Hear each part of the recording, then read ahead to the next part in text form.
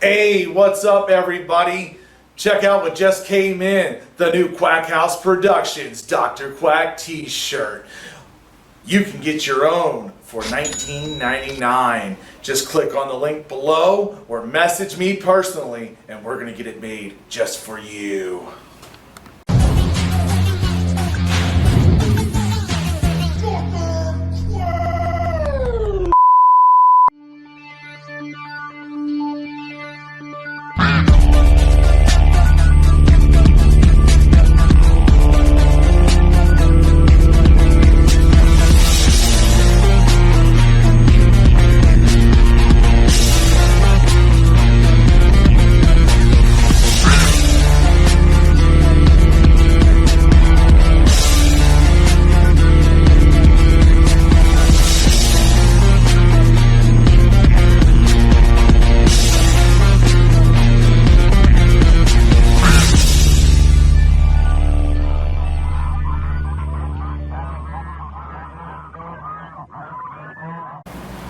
Hey, what's up, everybody? Welcome back to the Doctor Quack podcast. We got a special episode today.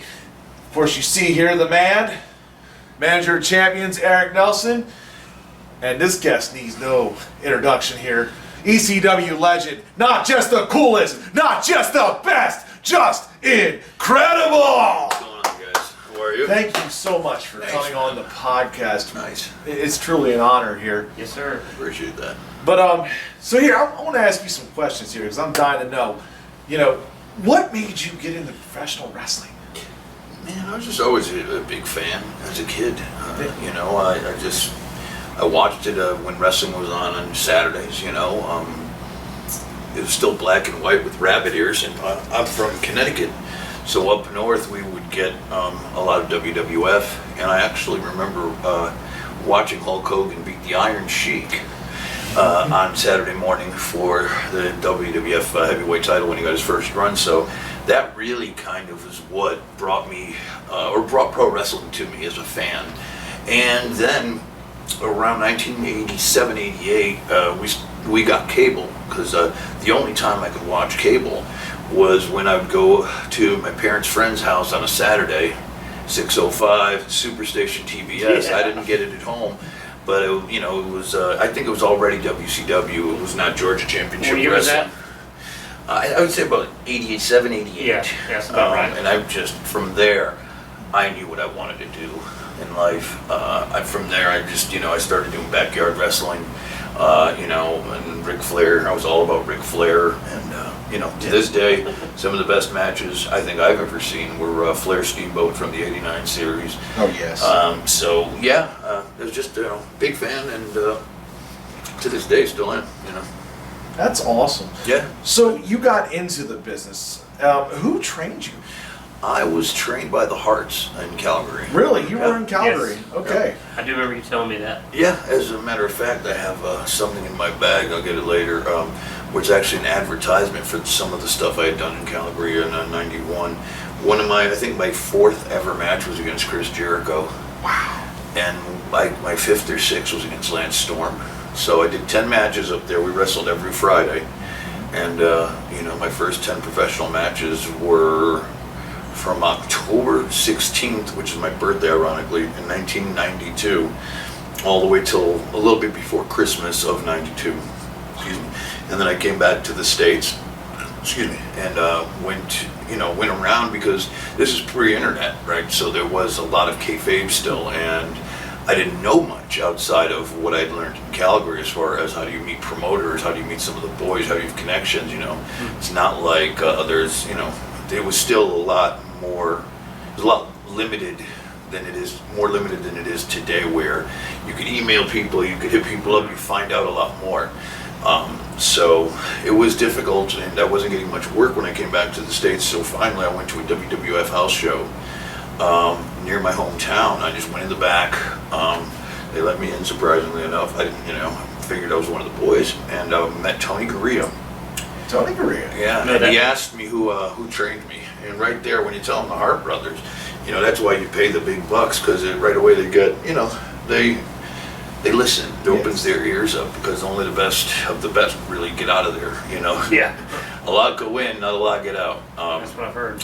So I stayed for the show, didn't work, of course, but I always brought my gear, as you're told. And at the end, Tony goes, well, we're starting a new show in Manhattan called Monday Night Raw.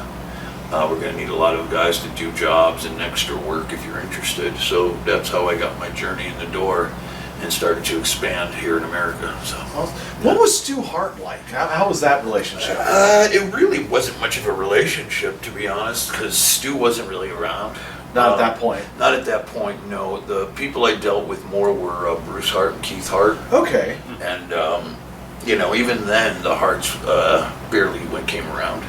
It was more like Lance, who was there the previous year, was the guy kind of showing us the moves. And there was another gentleman that Keith had hired named Ed Langley. Like, Keith would come by once or twice a week, you know, to throw us around a little bit, stretch us a little bit. But really it was Lance who had done all the day-to-day drills and stuff like that, you know. So, who was your first match with? My first match was with someone I went to the school with. His name was Jake Steele. Wrestles by the name of Big Daddy Hammer in Toronto. Okay. I actually, he did a couple of things for WWE back in the day. Yeah, it's actually on, I think we wrestled twice up there in those 10 matches. And I think the second of those matches are actually on YouTube. Really? And if you really look back at it, I think the one that's on YouTube, it's probably my 8th match ever in front of 100 people. If you look at it and compare it to some of the young men and women that are out there today, it's pretty good for 8 matches in, you know. And so I was really happy with it, but it kind of just showed you how ready the Hearts made you when you went up there. You know, they really knew what they were doing as far as training. If you find this match, put it in the comments section. Yeah, Please it's on my Twitter account. If you go to @PJ it's on my feed right now. So. There you go. You'll be able to find it there. Or just actually go to YouTube and in the search engine just put PJ Walker, Jake Steele versus Jake Steele, Calgary Pro Wrestling. You know, you'll see it. There we go. So you had your break from there, and you were in WWE, Yep. and you became Aldo Montoya. Yeah. Walk us through, like, who came up with that? I really don't know who came up with it. I know that they were looking for a Portuguese wrestler, or somebody that could wrestle that used to speak Portuguese, because this is when business was bad in the United States at the box office. So they were planning on really going overseas to Brazil. And the reason I say Brazil is because Brazil is 75% of South America, massive country. Definitely. And that's their native language is Portuguese, although I am from my descendants and family from Portugal. Right. You know, it's a fairly small country. But anyways, that was the reason. And I think the creative team in Stanford just came up with that gimmick. Because I was either going to be Aldo Montoya, which was almost an offshoot on the Power Ranger, or a soccer player. Because it was around the time of the World Cup, so I don't have it anymore, but there was a drawing of Aldo Montoya as a soccer player with our Nice. Yeah. So, but yeah, the whole purpose was to go overseas and be able to speak and do promos in another language, you know. And you lasted about a year with that gimmick, I believe, right? Or how long was it? Aldo probably went 2.5 years. 2.5 years, okay. Yeah, because I signed August of '94, didn't debut Aldo till the beginning of '95, and I left summer of '97. So I'd say 2.25, 2.5. I was under contract longer than I was Aldo. But, yeah. And then I remember, I think I saw you on Beyond the Mat, correct? Were you on that? Yeah, where you were talking about where they were sending you Memphis for $40 a night, right? Yeah. I mean, how did that make you feel? What went through with your head? You know, I just got married, and I was getting $500 a week from WWF. That $500 a week had to pay for my apartment in Connecticut. I had a car, you know, that I was leasing, bills, etc. Now I'm also on the road in Memphis, paying for an extended stay and lodging, renting a car, Wow. and making $40 a night. So do the math. Those numbers do not No, mix. they do not. Not even close. And this is, 6 weeks into a new marriage. Wasn't the best thing for me and for the relationship. So very disheartening. ECW was just a blessing right there. Right, and that's where you went after this. So, who contacted you from ECW? Nobody did. What happened was I was down there, and this was the end, kind of the Jerry Lawler, Tommy Dreamer / ECW feud. Yes. They had Right. going on through WWF TV, ECW TV, and Memphis TV. So it was they just happened to be there, and I got somehow just got thrown into the match as an ECW guy or something like that. But anyways, Chris Candido, God rest his soul, he was doing a lot of booking for Paul, and Chris and I had gone back from the Skip and Body Donna days, and he goes, Pete, Paul could get you released from the contract because I was still under Vince's contract. Yeah. They didn't want me to go to WCW because I'd originally asked for my release. That's why they sent me to Memphis. But Vince says, look, Scott and Kevin just went down there. He goes, I'm not worried about Aldo Montoya going down there. I'm worried about the perception of everybody leaving to go down there. I don't want another one of my guys going down there. So, but Candido said that, Paul and Vince were working together. So Paul spoke to Vince, and my contract just rolled over to Paul. That's awesome. Very good. And you guys, became the impact players over there Yeah. with Lance Storm and Francine, right? Yeah. I mean, it was a great thing because you guys started in Calgary together, and then you landed there. Around the time that we met. Yeah, around there. Yeah. Yeah, and you ended up winning the ECW championship. Who did you beat? For the ECW title? Yeah. Tommy Dreamer. Tommy Dreamer. Yeah. Yeah, and Tommy was always one of the guys who never really wanted the title for long. No.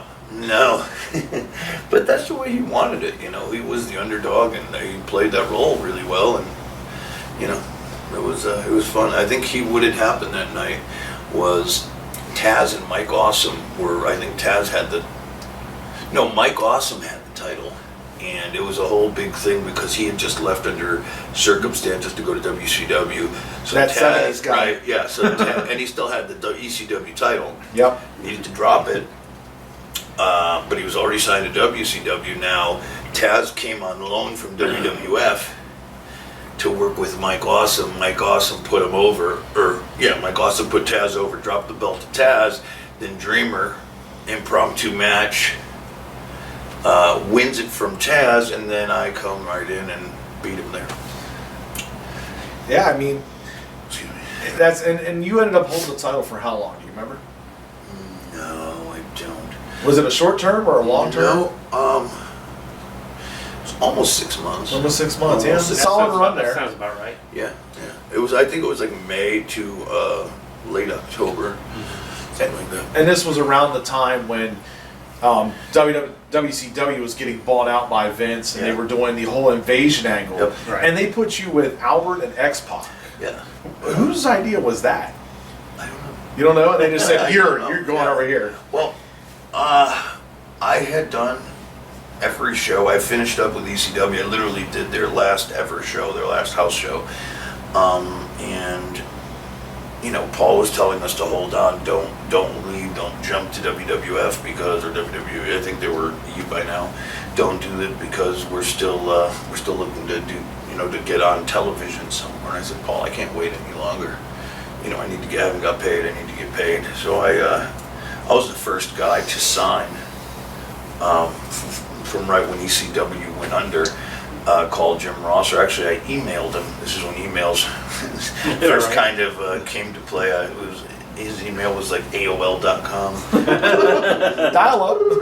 Yeah. So I got a 3-year deal, 6-figure downside, and it was a surprise. I just ran in on, interestingly enough, it was a Jericho X-Pac match, and I came in and I hit Jericho over the head with a steel chair, and we formed X Factor right there. Yeah. Yeah, I remember those days. Yeah. How was your relationship with those two? Pac and I have always gotten along. That's awesome. He's really cool, and we all kind of hung out with Scott and Kev and Sean and Hunter, and so me and Pac, and we'd always gotten along. So it was like a dream come true in a way. And then okay, ECW and WCW got bought out. And then Vince McMahon says, here, I'm going to put ECW on WWE television. Right. What were your thoughts on that? Well, in between all that, I had gotten fired in 2003. Around there. And then I went to All Japan Pro Wrestling. Yep. And did Impact. TNA at the time was what they were calling it. Or Yes. Whatever. So, I was trying to stay busy, and out of nowhere, Dreamer had called, and he was working for the office, and they were putting ECW back together, but for one pay-per-view only. It was One night only. Yeah, one night stand, and I was so happy. And it was at that time, it wasn't necessarily meant to be a full-time thing. Mm-hmm. So the pay-per-view, the original one night stand, was such a big deal, and it went over so well that Vince decided to do it again the next year and actually start ECW as a brand all over again. And that's really what had happened. But by that time, they got it right the first time. The pay-per-view was flawless. But the second one, you could already see, JBL and Kurt Angle, and not that there's anything wrong with those guys, but it wasn't Somebody ECW put their Kool-Aid anymore. in there. They were just trying to, it was already different. And It didn't have the same feel as it did back in the day. The first one did. Yeah, the first one definitely. First one was like, oh my god, this is just like. But you can't be cool when we were against the corporate guys, and now we are the corporate guys. Right. So that really, your identity is, what it is. It kind of gets lost. So. And now you're going to be a part of the movie Doctor Quack. Yeah. Yeah, thanks again, by the way. Yeah, that is Thanks totally a lot, awesome. man. Appreciate you. It's my pleasure, man. Yeah. So, that's Yeah, going to be we're great. really looking forward to that.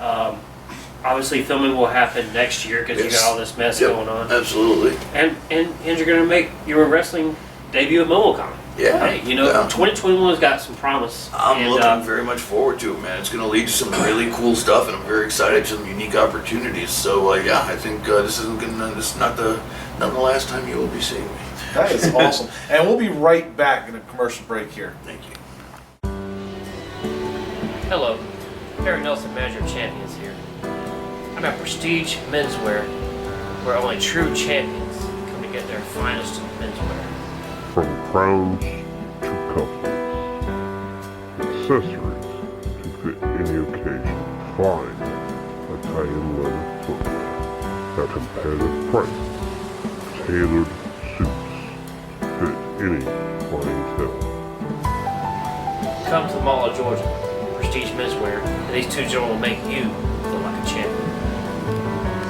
Only at Prestige Menswear, located at Mall of Georgia, 3333 Buford Drive, Buford, Georgia.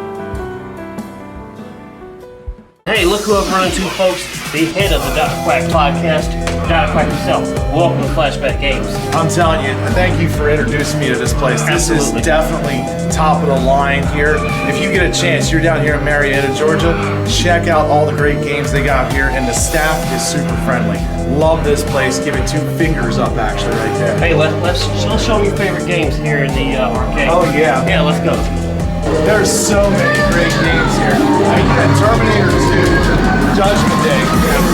I'm telling you, I was playing this last week. Definitely one of my favorites here. I mean, definitely, you get the gun here. You're just firing away. You're going at it. There's so many awesome games here. I mean, look, you have X-Men here. Definitely one of the great ones. So many Ultra Beasts.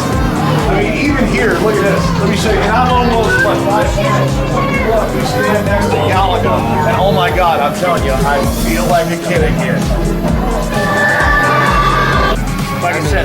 Like I said, you can't beat it, folks. The low price of just $11.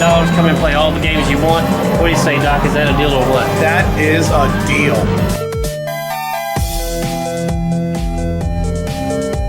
And we're back. Today, we're going to play our favorite game here on the Dr. Quack podcast. We're going to do some word association. All right. Oh, I love it. Good. This is my favorite part. It really is. So, I'm going to tell you a name, and I want you to give me your thoughts and give me a story if you'd like. Let's start with Paul Heyman. Fat, Jewish, fat, liar. Ooh. All right. That's it. There you go. I mean, Sounds like a plan. Okay. yep. Lance Storm.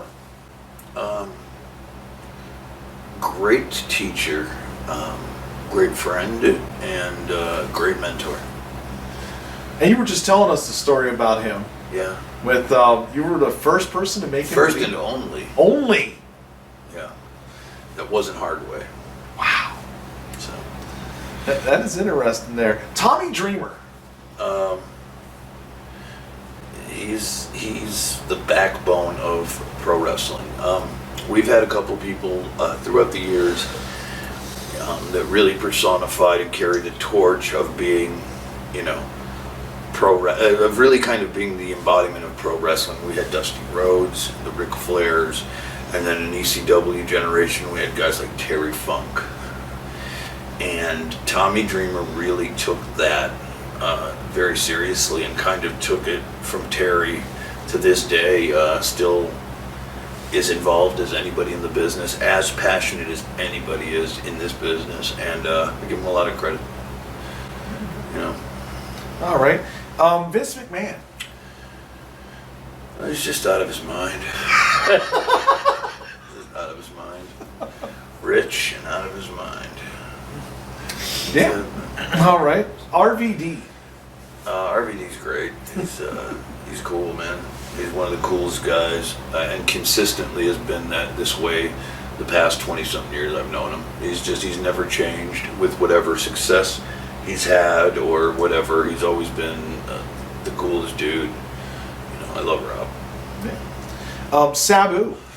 Sabu is he's as advertised. He's completely he's a daredevil. He's out of his mind and still going strong, man. I mean, Yes, he is. he's one of those guys that just won't quit and won't die. No, he won't. Nor do we want him to. Absolutely. Definitely. New Jack. New Jack is very he's special. He's special. He's very much an enigma, though. New Jack's very quiet, especially as he's gotten a little older. Stays to himself, but when it's time to be New Jack, he's larger than life, and still crazy after all these years. That's for sure. Jerry Lynn. Oh wow, Jerry's a consummate professional. I mean, Jerry's probably one of the best professional wrestlers I've had the privilege of being in the ring with. Taught me so much. Jerry's just a great professional wrestler. Al Snow. Funny and warm and kind and like a brother, leader, natural leader. And Shane Douglas. Flippy. Franchise. Still is to me. He's the franchise. He's awesome. No, I mean that with the greatest respect. He's one of the best of all time. I've had some of my best matches with the franchise, and great human being. So. And your thoughts on the current state of professional wrestling? Well, man, wrestling right now has got a lot of good stuff happening. I mean, we're really at a renaissance period where the business has changed in so many ways. Yet, for some reason, I don't know, man. I think we're lacking as a whole something that clicks that's going to light this business on fire. I don't know what that is yet. It's great to have the opportunities that a company like AEW, even though it's a young company, provides the boys and the girls. But I mean, that is a general thing. AEW being on TNT is huge. To have wrestling back on TNT after almost Absolutely. gone for 20 years. They're opening up so many jobs now for people It's to work. great. I got It's one great. question. One thing's always stuck with me in being around wrestling for as long as I have is who would you say now in today's wrestling would be larger than life characters? Today. Today, in today's wrestling. Quack, who sticks out as larger than life to you? It's a good question because I have maybe it's because of me being older and kind of like an elder statesman, 23 years in the game. Right. I don't see it the way I used to, but I think that's what's missing. I think CM Punk said it not too long ago, that there aren't really many guys out there, if any, you know, the last mega, like who's the last megastar? Like, I don't think there's any more Rocks and Austins out there. No more Undertakers. Anyway. Last one probably is John Yeah. Cena. Right. So, so we don't know. I mean, to me, larger than life, I don't see it right now in this crop of talent, you know. So here you go. I got 2 more for you. I asked this to all my guests. What was your favorite scary movie? Ooh. The one you go, yeah, I'm watching that one, and I've seen it 100 times.